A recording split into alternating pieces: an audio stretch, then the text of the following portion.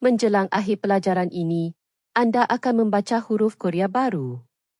Tiada penghafalan. Mari kita mula. Ingat rahsia hangul. Setiap huruf berbentuk seperti mulut anda ketika anda mengucapkannya. Ini adalah huruf. 기억, Ia berbunyi seperti G garis miring K, tempatnya di belakang lidah.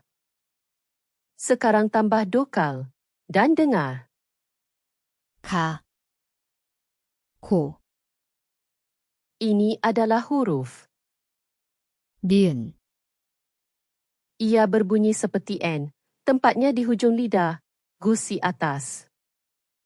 Sekarang tambah dokal dan dengar.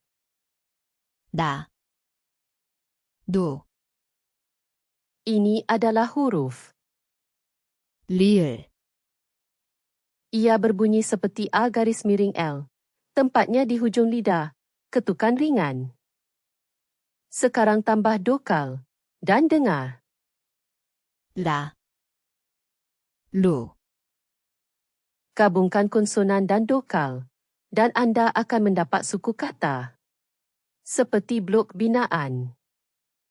가, 고, 나, Giliran anda. Bacalah ini dengan kuat. Berhenti jika perlu. 가, 고, 나, Menakjubkan. Anda baru sahaja belajar 3 konsonan.